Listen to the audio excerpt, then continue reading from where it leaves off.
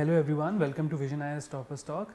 Today we have with us Miss Gunjan Singh, who secured All India rank 16 in UPSC Civil Services Examination 2019. So welcome Gunjan, and Thank you, sir. congratulations for your rank. Thank you, sir. How are you feeling with the result? It's like a mixed bag of feelings that I'm going through still till now. I'm feeling very happy and also surreal at the moment. I'm not able to completely sink in the result. Okay, very nice. So, we know a little bit about you. You've been a student of Vision IS for 3 years. You've taken 3 attempts, and this is your third attempt, right? Yes, So, before the journey started, what were you doing, and what changed your mind to enter into civil services? So like if I talk about myself, I was born and brought up in Kanpur. I graduated in electrical engineering from IIT Roorkee, and I worked as a software developer also. So there has been a drastic change from an engineer to a software developer to finally a civil servant here. Yes, there have been certain things that have motivated me to pursue and to prepare for the civil services. So the basic ambition came from the very childhood, but it was a very nebulous stage. Like I was not very clear about it, what to do and what not to do. But I knew there's something as civil services very prestigious and very, it has a lot of impact in the society. Then I got the chance of working in the villages when I was in the college, firstly as a part of NSS, that is a National Services Scheme, and then we formed a very voluntary group, a very small group of 5-6 students, Bharat Vandan, that is Mother I owe to thee, Bharat Vandan. And there we chose a village, it was Bhangeri village, it was in the Khanjarpur area, just back of my college. And so there we started working, and there were certain moments, there were certain experiences, and when I realized that this is my calling and this is where I want to be. And just to make it sure that this passion thing, maybe it might be just a hobby, or it might be just a passion or some zeal, and that might be some temporary stuff. So for that, I sat in the on-campus placements, I worked as a software developer, but I could ultimately realize that passion might not fizzle out that soon, and I still wanted to do something that might impact the society. And before like joining or going for NGOs, I thought that let me give an attempt in the civil services preparation, and then there are many options. So, you talked about some of the experiences you had in Bhangeri village. Bhangeri village, yes. Could you just tell us one experience you had which changed your mind? Oh, I have like many. Okay. So there is one very prominent experience that I have. Like there is this examination, National Talent Search Examination, that goes on. So we students, we decided to conduct an Bhangeri Talent Search Examination. To find out the prime students like who are doing good, and the students who are not able to catch up with the subject, so we can like give extra attention to them. And also we had chosen students first, because by understanding the mindset of the students, and if we are like able to convince them and we are able to inculcate some good habits in them, we might get to know more about the village, and then we can do more things about with the women there and other developmental activities. In the Bhangeri Talent Search Examination that we were conducting, I was given, we were like 4-5 students, so I was made the head of conducting the sports competition. What happened was, I was like naive at the moment, I was like full of passion and those things, but I did not know how to go ahead with it. So I picked up 4 or 5 juniors with me, and we went and we chose a ground, a field, and we cultivated, like we leveled the whole field, and that chuna, what we say, that is did all those, made race tracks and those things, and we were good to go. While leaving in the evening, some of the villagers came and they threatened that how dare you spoiled my field, like this field was used for cultivation, and we were very sorry for that. And we know that this competition would be scrapped, like none of the villager was approving of this, and they were like not happy. What I did was, I went to, that was the moment I thought, let me seek help from the Sarpanch ji. I went to him, I told him our motives are good, but the way we did it, we are sorry for that, and we'll make up for it after the competition, we'll plow the field and we'll do everything.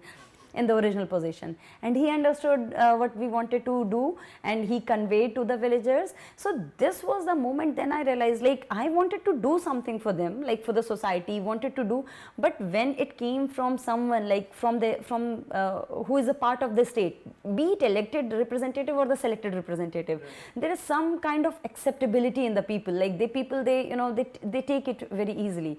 And that is when I realized that if I go into like the state civil services, maybe the kind of impact I'll be having, that would be more. So coming back to the story, like it was allowed, and even then the villagers also helped. And the next day in the morning, when like we came back from the college to the field, it was a whole good gathering. Like parents had also come, and it was a very good event.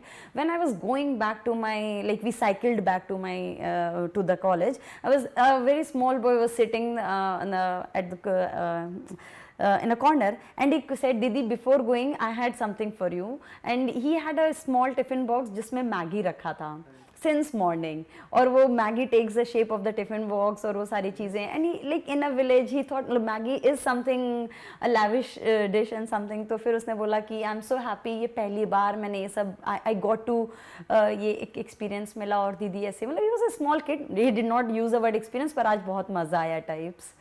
So these were the things, and this is just one small incident in like my 2-3 years of working in the villages. So all that culminated into, you know, getting into and preparing for the services. That's a beautiful story, Gunjan. So coming to civil services, so you gave your first attempt in 2017. Yes. Then you again gave it in 2018, and finally you were able to crack it in 2019.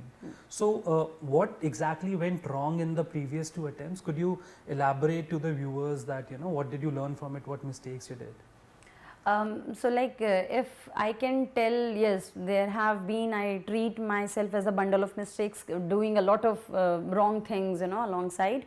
So in my first attempt, when I could not get through my prelims, I think though I had studied a lot, you know, like I had gone through the polity Lakshmikant, I had read Lakshmikant twice, thrice, the Spectrum also done, current affairs, the Vision monthly booklets, I had like read it 2-3 times, but I could not clear at the very last moment because I was not good at attempting the questions. Like I would read a question in the mock test in the prelims, and if I'm not knowing the question, I would not even bother reading the options also, and I would go like I will pass the question. And I think that is not a good strategy, because ultimately, like this year I got the call for the forest services also, so I might have scored somewhere around 120 in this prelims. And now I notice that it is more like we know somewhere around 40-50 questions, but most of it is the educated guess that we talk of, the elimination strategies, and that can come when we do a lot of test papers. So that was what I missed, one of the mistakes, that is reading more but practicing very less. That was one big mistake. Secondly, I would say, like for my second attempt, I got the opportunity of writing mains, but then I was not fluent in answer writing. I was not knowing the demand of the keywords, like what does comment mean, or what does discuss, critically analyze, what does these terms mean. And mostly what I did was I wrote what I knew rather than what was being asked. So that is where I think I was penalized. And one big thing about this preparation process, I would say that we as aspirants, we are generally underconfident because the kind of risk we know we are taking. And what I did was I speculated a lot. Like I would wait for the prelims result to come, and then I would move ahead with the mains. So like if there are like 3 months left between prelims and mains, if I'm like giving my, like I'm wasting my 40 days just in speculation, where do I stand? So these are the mistakes that I think I particularly did. Which I tried not to do in my third attempt. So anything else apart from these 2 mistakes that you tried to change after 2018 results came and you were short by I think 11 marks? Yes. And so what exactly did you change in short, if you could tell? So like if I talk about my preparation strategy, what I changed, I looked at the mark sheet of my, when it came out, the mains mark sheet, and I realized what are my strengths and weaknesses. I wrote them down.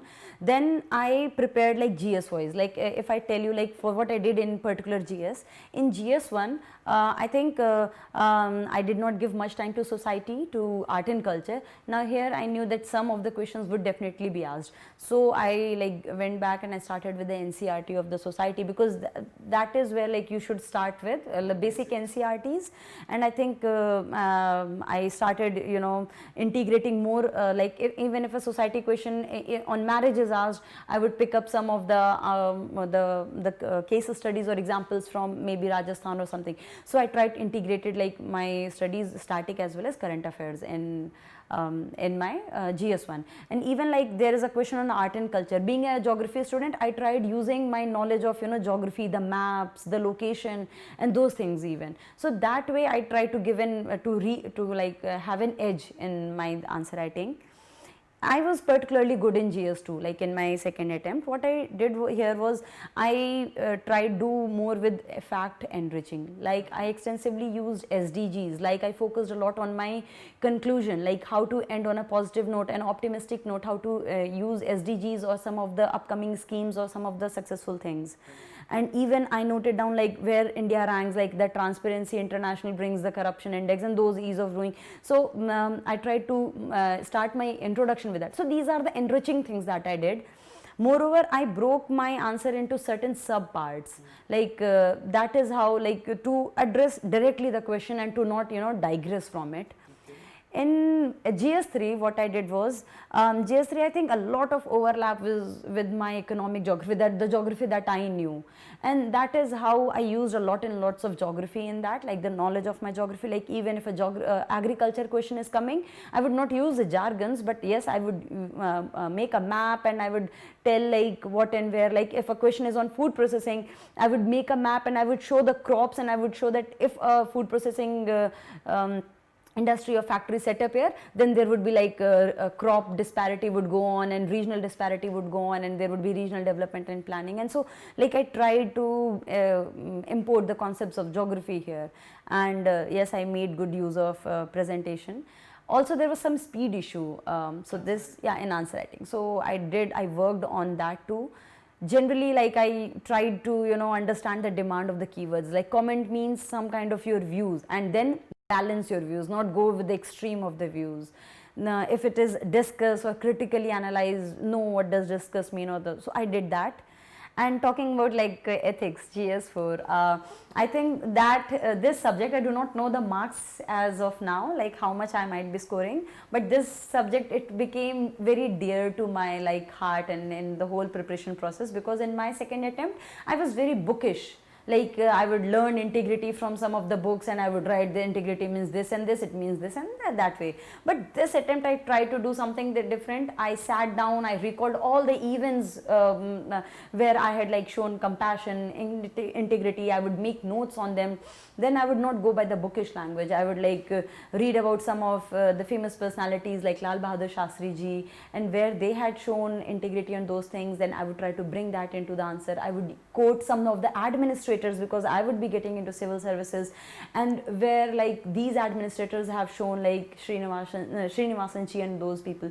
So that is how I planned my ethics. I kept it very organic. Like I would just, if a question came, what is integrity, I would explain it, and then I would then go on with the examples and those things. I think I might get good marks, because when I wrote the vision test papers, I was like getting one of the highest marks in ethics. Okay, so let's see how it goes. So basically you did not have a set pattern as a lot of students do, that okay, I'll start with the definition, I'll do this and do that, especially in the case studies, that I'll, you know, give the stakeholders and then I'll write. So you basically went with your experiences more? No, I think in the case studies and those things, there has to be a framework. Like you have to tell that the stakeholders involved are this, the ethical issues involved are this. I'm telling about how I enriched my content. I'm like, even I broke my answers into subparts in ethics also. Like there was a question, I think there was a quote by Gandhi ji in this paper or not, I do not remember, or it was in the mock test. What I did was like I broke into subparts, like the relevance of this quote in the present times, relevance of the quote in those times when like he was writing, and how would it like fare in the future. So I did break it up, but then I personalized it more. Here also I was not digressing from the topic, like not writing my own gathas. It was just that I was trying to keep it genuine and real. Okay, interesting. So as we were talking before the interview, you said that you had planned to give only one attempt, one serious attempt, and then, you know, just get out of this UPSC jungle that is. So what do you say to those people who think, on similar lines that, okay, one attempt, 100%, and then we are out of it? So yes, like there's a code like you tell God that I have a plan, and then God looks at you and he smirks, oh well, yeah. So that happened with me. I had come with full force, like I'll just give one attempt and I'll get through it. Right. But then yes, this process it has made me stay. Like this was my 4th year. I came to Delhi in 2016 July, and this is 2020. So it takes some time. There were certain mistakes that I did, but then I always realized that I had not given my 100% to it. So I decided that I'll quit on the day when I'll exhaust all my my capabilities. So to all the aspirants out there, to all the people who are like who have come up with the motive like I'll give just one attempt or two and then I'll quit, I would say don't go by the number of attempts, go by that time, like when one day you'll realize that I cannot do any better or there is no scope for improvement, maybe then you can quit, because there are a lot of other options also. But still, like if there is some scope of improvement, maybe one more attempt can be given. So Gunjan is a perfect example of, persistent pays effort and pays results, and how wonderfully. So coming to the journey itself, so there are many highs and lows in the journey, like you clear prelims, that's a high, sometimes you don't clear prelims, that's a low. So dealing with the lows, how did you deal with the lows in these 3 years? Dealing with the lows, I think there are there are multiple things attached with the lows. Like firstly, we should know from where the low is coming. For me, the low was always coming with the risk attached, because I had left a job, and then like being a single child, there are certain aspirations of the family also, maybe get settled, get married, there are certain those things also. So these were some of the things that were running in my head all the time, and I was always knowing that there is an opportunity cost to this. So those were my actual lows. And I'm very lucky in this aspect that my family, my parents, my mother and my father, they are very supportive. Like they are very literary person. So they read poems on Veer Ras, that is the poems that pertain to valor and courage. So they would tell me कि मानव जब जोर लगाता है पत्थर पानी बन जाता है, and they would say कि एक और attempt देना है, don't lose heart. And so was the case with a good like there was some 3-4 good friends I had. And this is the time that we should all realize that there will be people who would say that you can't go ahead. No, this is a very risky thing you are going. I would say just cut short on those people. Ekdam hi chhod do, and always focus on those who believe in you and who will tell you don't give up today, give up tomorrow, and do like study today, one more day. So I had those set of people, and the ultimate motivation, I would say, that is because always in my mind while studying, and when I would get frustrated, irritated, what I'm doing, I'm like ending up nowhere. There were certain images of like that boy would come up, or some of the other like the women I had interacted, and I would think if maybe I get into services, the kind of impact I can make. So the core motivation that I had, it was very personal and dear to me in the whole process. So these were the things that helped me, deal with my lows and move ahead. It's very interesting to, hear you explain the journey, and you mentioned right now that you were a girl child, you were the only child.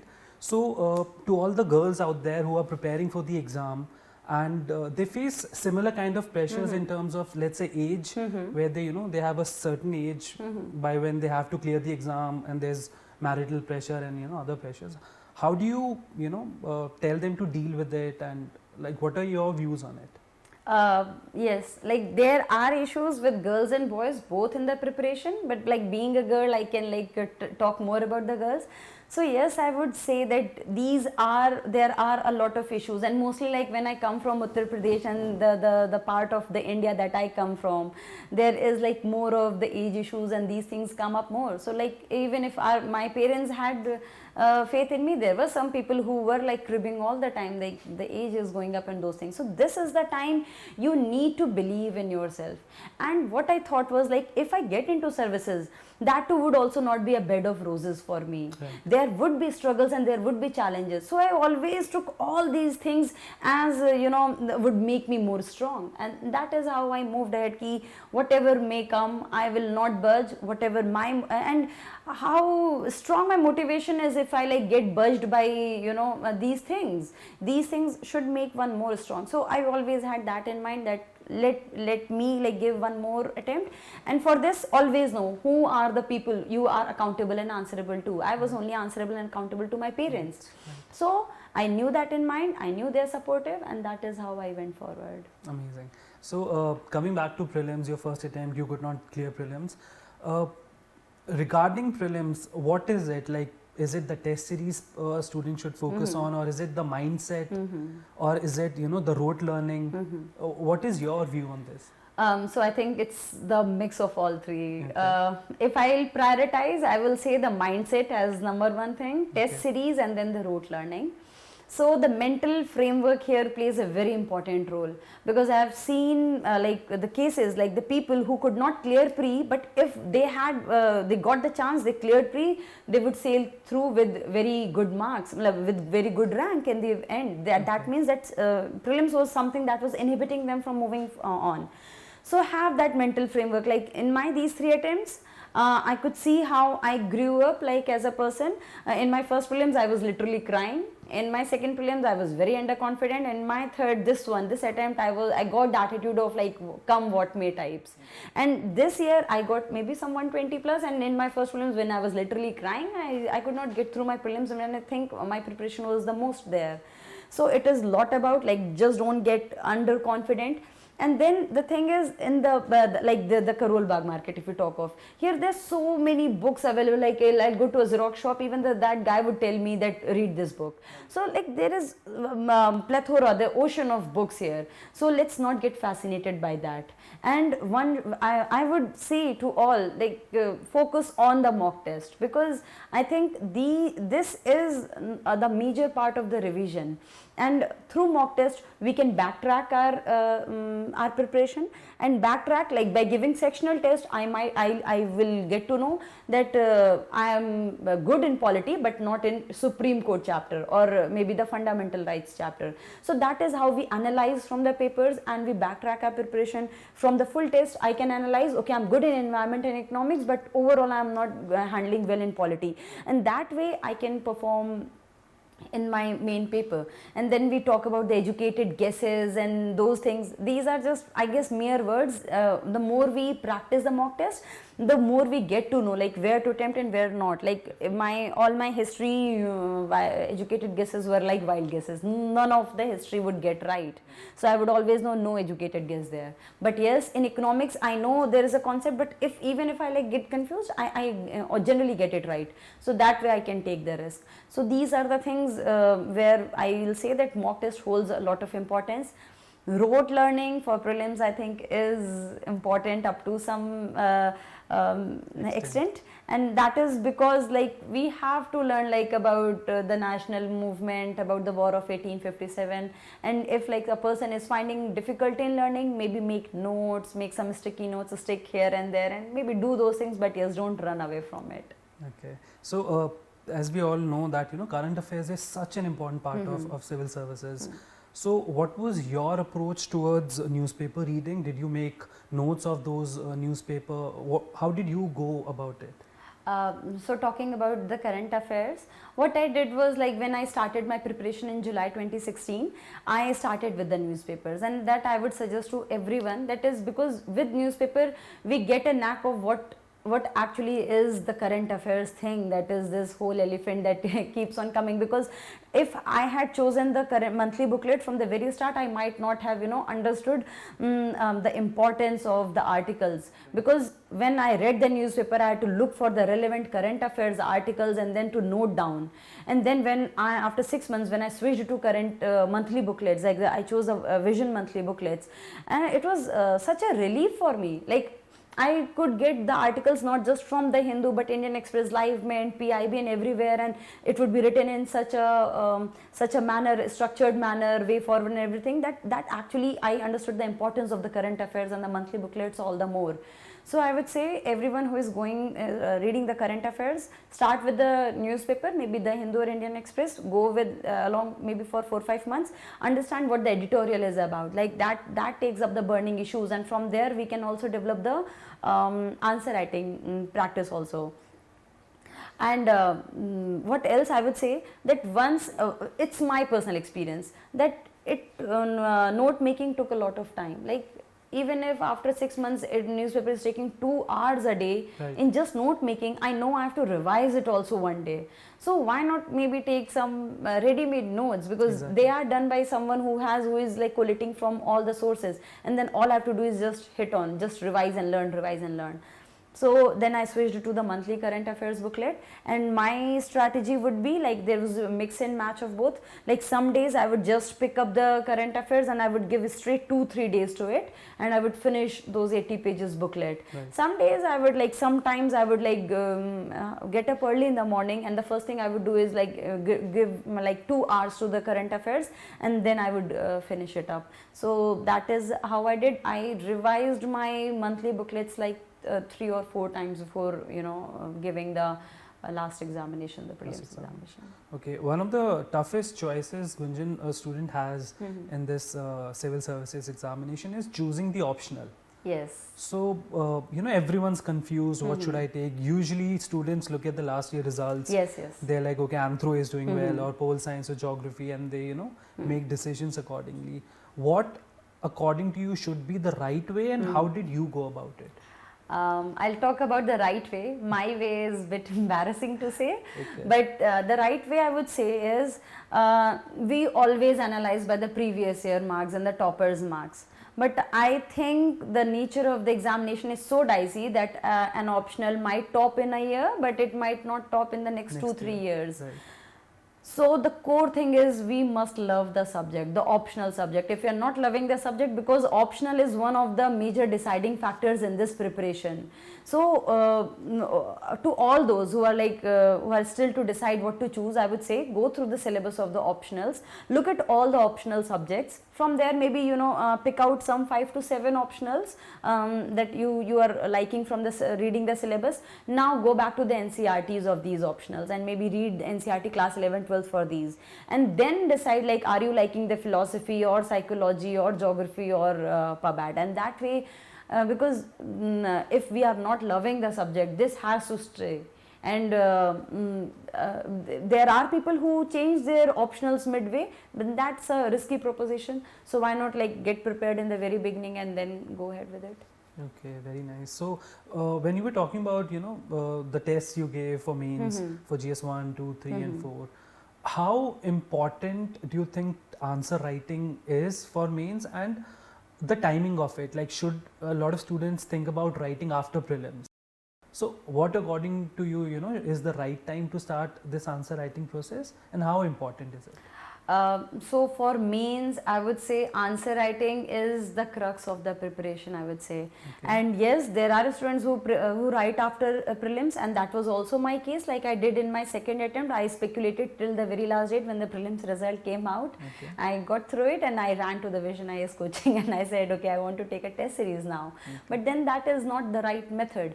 I would say we need to keep maintain a balance here. What we should do is like if I have started reading something, I should not get that enthusiastic that now I'll hit on with the answer writing. We should not be that too, and we should not even procrastinate also. Like one day I'll have the infinite capacity to process all the knowledge, and I'll have all the perfect knowledge in the world, and then I'll write. That day will never come. So there has to be some balance. I would say read some of the basic NCERTs or any coaching material that a person has joined, read that, and try reading some of the current affairs with it. Now with the current affairs will give you the examples, and read current affairs for the with the mindset that this will be your example for social issues, this will be your example for the disaster management, and then start with the answer writing. So in this process, like I from my example, I would say though I had started late, but in my answer writing I got to know like what the words mean, like the critically critically analyze or the discuss what these words mean. And earlier I was writing all that I knew, like okay, preamble is asked, I'll write everything. I would like rarely bother what the question is asking. But then with answer writing only, when I wrote like some good 10-12 answers, and after that I realized no, the question is this and that. And like I joined the test series. Like if people, you are joining the test series, read the evaluators mark and try to evolve yourself in that process. Because answer writing is something some people like me take it very lightly, because we have been writing answers not in college but in schools, but they hear the pattern and the format changes a bit. So let's not be lethargic in the process, let's not procrastinate, but not too over enthusiastic, like not knowing when to start, but writing from the day one. And let's not be rigid in the process. Like earlier I knew that I thought I had the notion that I know well, and that is why I was not trying to improve. Let's be flexible. So that is why I said read the evaluators remarks, try to evolve more on that, try to understand like what the question is actually asking and what I am asking, read the model answers and take out the best points from that. So that is how we should go with answer writing according to me. Okay. You explained beautifully about the approach you followed for the ethics paper, GS4 paper. What about the essay paper? Did you have a framework for essay? Did you have like set examples and stories? Okay, this is how I'll start, this is how I'll end.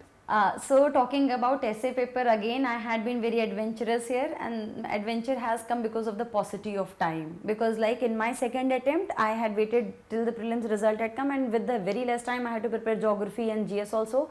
So in my second attempt, the very first essay that I wrote was in the examination hall UPSC Bhavan, and that is how I was penalized. I did not get good marks there also. So this time, though I know the time is less, because again I had like appeared in the interview in my second attempt, and just after that I had to write like the prelims and again get into the mains setup. So again the time was less, but this time I took out time for essay frameworks. Like there were some 5-7 essays I practiced this time, and I realized what are my shortcomings. Like I got fascinated by this anecdote thing that like the toppers have come up visually, and I also was very fascinated. I also write a big nice anecdote and all.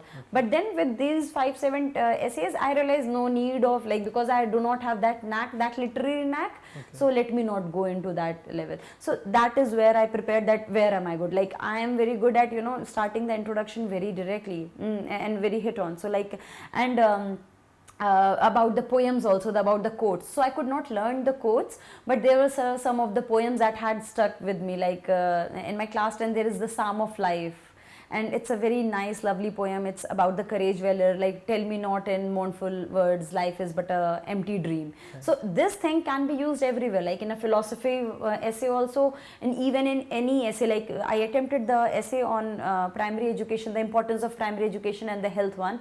And there also I use these words, tell me not in mournful words, life is but an empty dream, like trying to tell that is a lot can be done. Even we have like the kind of education that is going on, a lot of improvement can be done. So I did those things. I tried to, with the limited knowledge I had, I tried to use it creatively. And instead of like with essay, what I thought was like there are 10-12 pages, so I have to like put all the information there. So I refrained from doing that too. I in the rough page, like if I have like come up with some 10-12 headings, I would club them, I would reduce them to maybe just 4-5 headings, and then I would like go on and explain them extensively and do those things. So these are the things I kept in mind, and I practiced some good 5-7 essays on keeping these things in mind. And let's see how much I get in essay. Surely you must have gotten good marks, because it's very important that you're telling students not to try and gather everything that toppers talk about every year. Yes, like that is what, sorry for interrupting you. What I would say, like again, this is rank 16 sitting before you. Many other rank holders will come, like in the other coming years from the previous years, and they all will go on with their strategies. But try to understand that this thing, what I call as a strategy, was not existing before like the 4th of August, the 2020. So that is what I will say, keep it very personal. Try to, like the anecdote thing that I realize that I'm not good at it. So always know what your strengths and weaknesses are, and then plan accordingly. Like if a person can sit for 6 hours, if a topper has come and said I sat for 6 or 7 hours, but now I realize that that's not my I know my limitations and capacities. I follow that 40-minute sitting and then chilling for like taking a rest, taking some 5 minutes break, then again sitting. So we should know our limitations and capacities, and this whole strategy gamut, this is just the plan that we have, like and make your own plans, personalize them, and keep on editing and changing them. Like if I had gone with a plan and I think it is not working much, then I'll make a new plan and work according to that. So it is all about that, I would say. Okay, that's great. Coming to interview now, so you cleared mains, right? Yes. So for the interview, how important the DAF filing process is, because a lot of students are like कि हमने sir hobby नहीं है या extra curricular exactly so ये एक दिक्कत है, ये एक इशू है कि बहुत बार ऐसा होता है डैप फिलिंग में कि अच्छा so like I came from the corporate setup, तो वहाँ पर ऐसा होता है कि व्हेन यू आर कुछ भी किया है एक्स्ट्रा करिकुलर एक्टिविटीज, अगर अटेंड भी किया है तो भी लिख दो. It's that, it's filling everything there, right. Not in the DAF fair.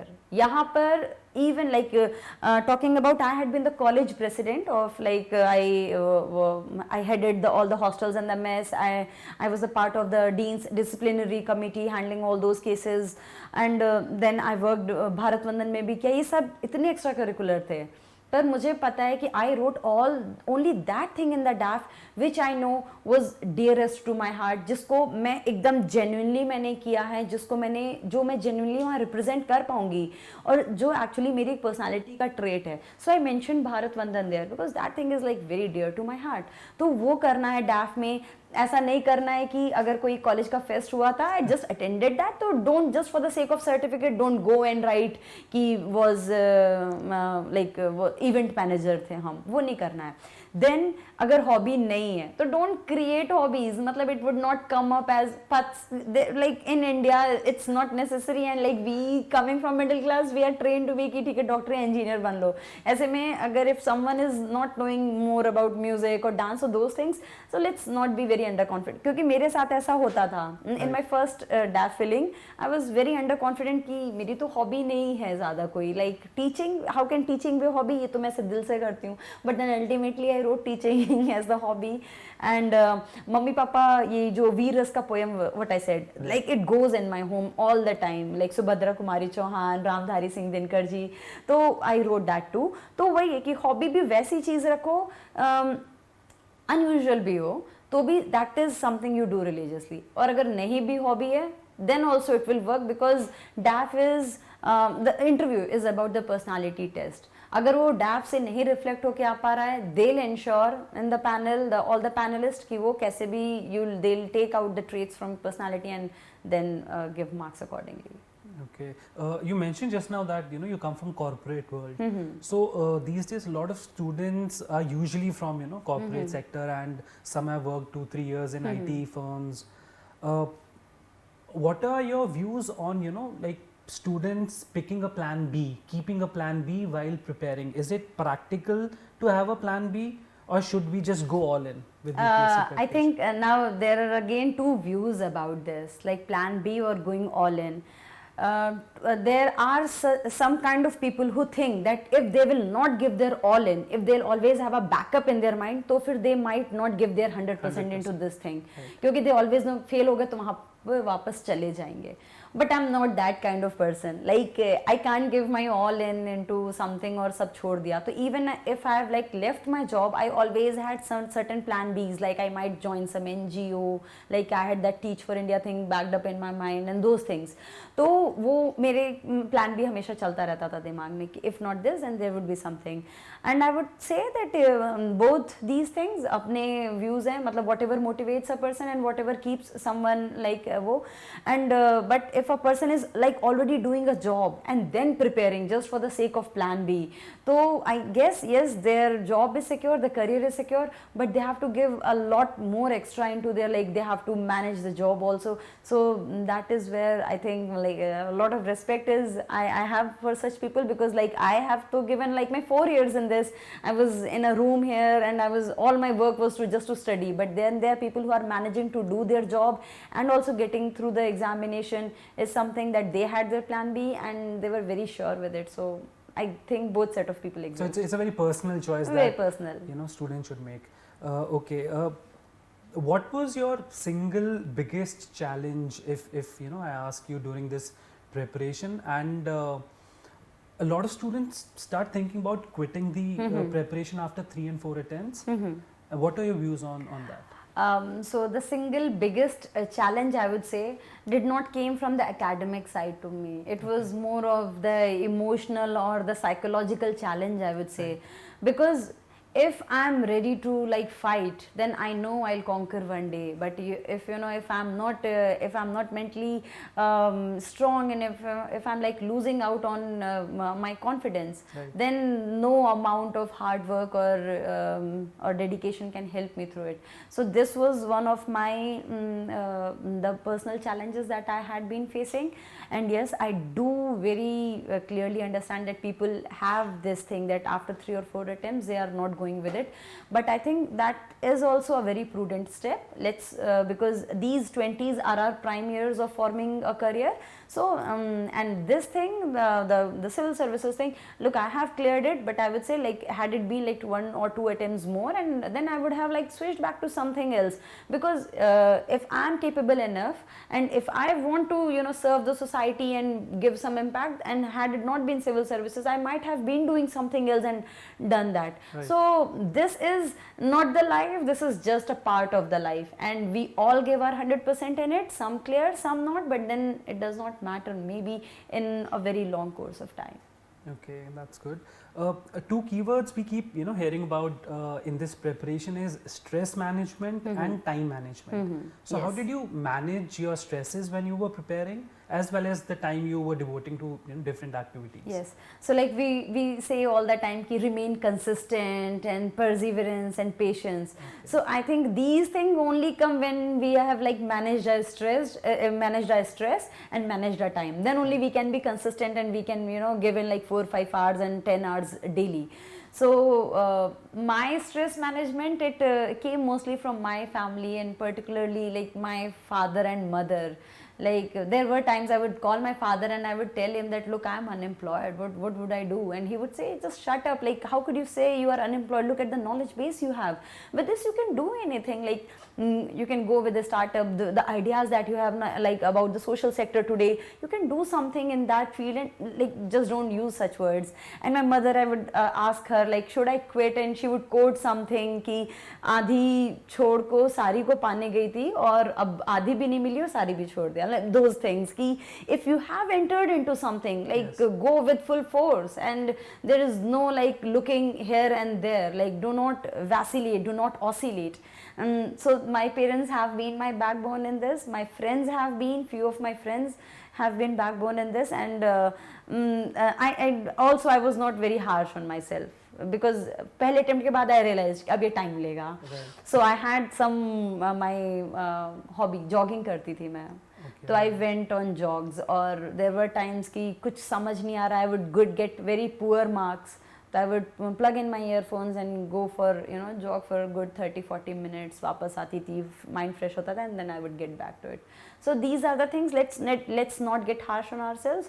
जो भी एक चीज़ है, अगर painting कोई करता है, something, take out time for that, because that will ultimately rejuvenate us, to get back to it. Time management is very important. Let's not do PhD in a particular subject, Right. because होता ये है कि internal security पढ़ रहे हैं, and I start like I read about Naxalism and I was just कि ये क्या हो रहा है, and then Naxalism का पूरा अंत तक पढ़ लिया और उसके भी start का पढ़ लिया, सब पढ़ डाला. Ultimately a question just might come from Naxalism. So do it that way. Like you are liking a subject, maybe उसको exam clear हो जाएगा, then keep it buy novels for that. पर अभी के लिए try to maintain balance. Time management is about giving proper time to the prelims preparation, the mains preparation, and in mains preparation dividing time for optionals and the GS. For that, make some timetable, try to follow it. keep a small diary, like सोने से पहले just see कि where you stood today, what you did, what else need to be done. So these are the small things for time management. Like I broke my schedule. I mean made a annual planner कि last day exam लिखने से पहले मुझे क्या क्या चीज़ें आ रही होंगी, and that is where I calculated the risk. Like this year also I had not read everything, like I had left out on certain topics. Okay. So I managed my time accordingly कि अगर मैंने ये part नहीं पढ़ के जा रही हूँ, so the time from there, the bargain, I'll use it in some other topics and then I'll fetch marks there. So these things, these risks, the calculations, time management includes all that. Annual planner, break it into 3 month, monthly, फिर weekly and then daily का बना लो कि आज like DPSP and fundamental rights from polity and so on, and then by the end of the night review कि कितना हो पाया and what not. So that is how one should go. Okay, that's amazing. You talked about risks, and that reminds me a quote by Vivekanand, who said that, you know, take risks in your life.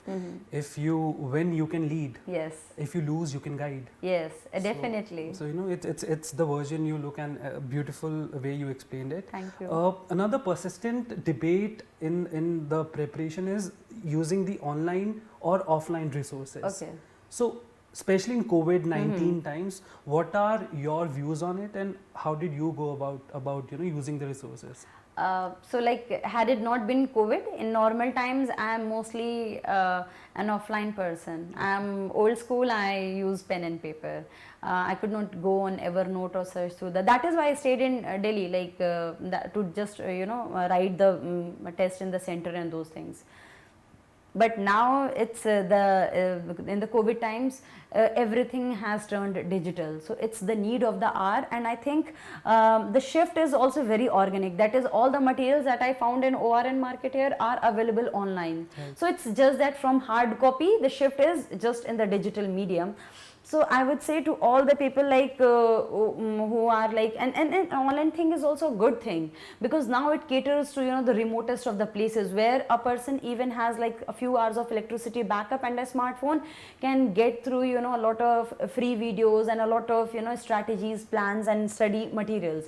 So online thing is a very good thing, and I think this will become the new normal even when the COVID goes off, because I think like after giving my this year interview, I had again started with the online classes, and I was very cozy waking up just and, you know, opening my phone and starting with the coaching, and there was no hassle of, you know, taking the metro and coming to the class. So yes, I think we will get accustomed to the new normal.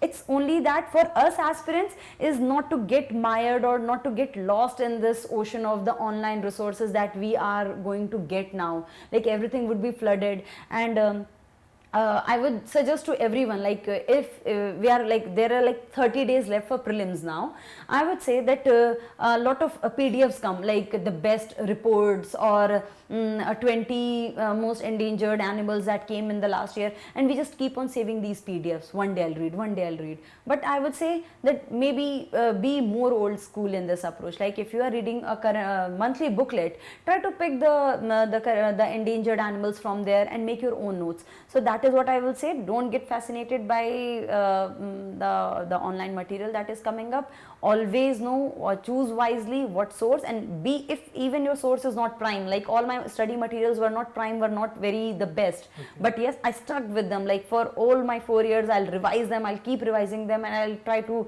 get the best out of them. So try doing that.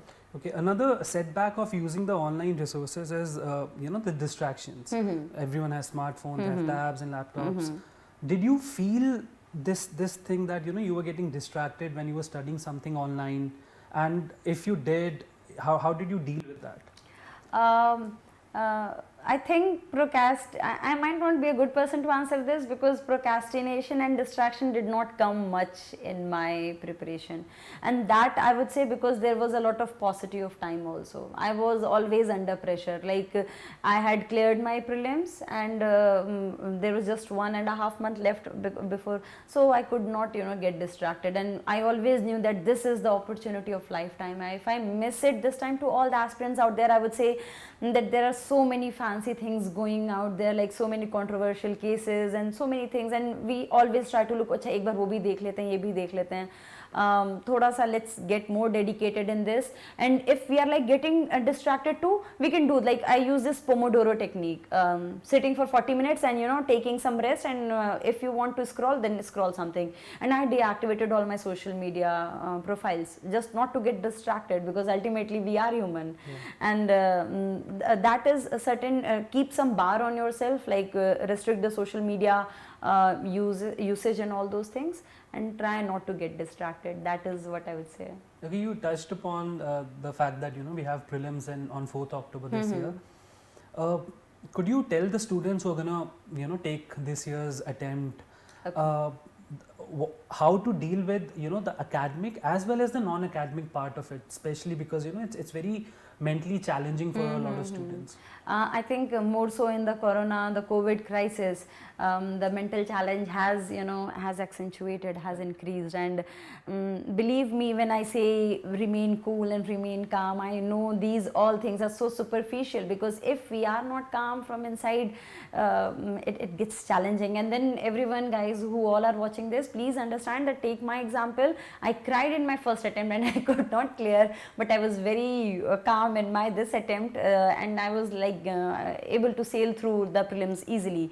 So firstly, be very confident. We are not confident till the very last date, like okay, one more article, like one more material came up in the market and people are saying it's very good. So always know about that. Let whatever material is coming up, get that nirvana phase. Jo bhi pad liya hai, do not go on reading anything more. Like in these 30 days, 31 days, ab wahi padho jitna pad rakha tha. Like revise daily. Like choose from the static material, Lakshmikant, वही revise करो जितना पढ़ रखा है.